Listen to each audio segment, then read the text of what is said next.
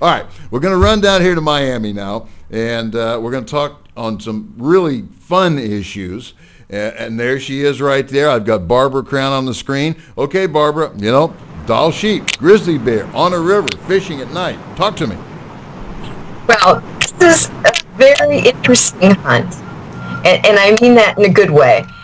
This is a hunt for hardy souls.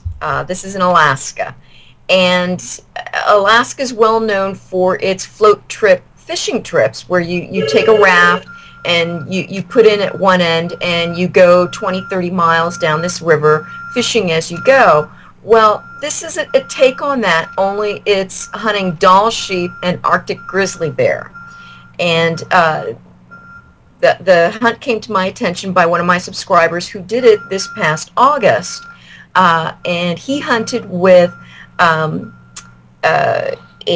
master guide, John Peterson, and he is with, I'm sorry, I lost my notes here. Who is he with?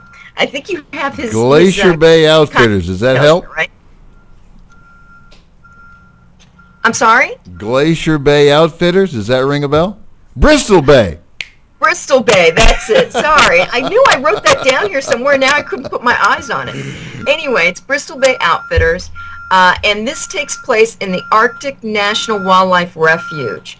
It's in the northeast corner on the north slopes of the Brooks Range, and we're talking a huge wilderness area. This is 100 by 60 miles, and it is complete and total wilderness. And what Peterson is doing there is he puts in, using an aluminum pontoon raft, and he floats down this huge river drainage, and this river is the Kongakut River. It's the biggest river in the area, and its headwaters drain into the Arctic Ocean. And along the way, every 10 to 15 miles or so, there's a big tributary that enters into the river.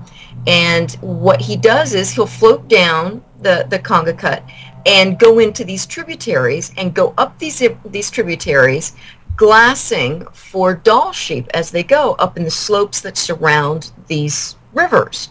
And they get to a place that they see something interesting. They put go on land and hike up and glass around, see if they can find a good sheep.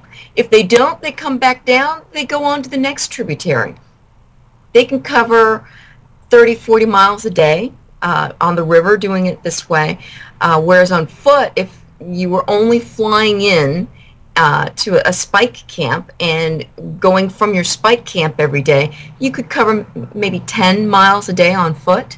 So this really allows you to cover a lot of territory, see some magnificent scenery, and because you're using a raft, it gives you a lot more flexibility in how much gear you can bring with you. If you've ever had to fly out on one of those smaller planes, on a charter plane, you know that they tell you, now you're only allowed so much weight, and they are serious. Anything over that you cannot bring. Well, because you're on this little boat, it gives you a lot more flexibility. You can bring fishing rods so that you can fish for grayling and Arctic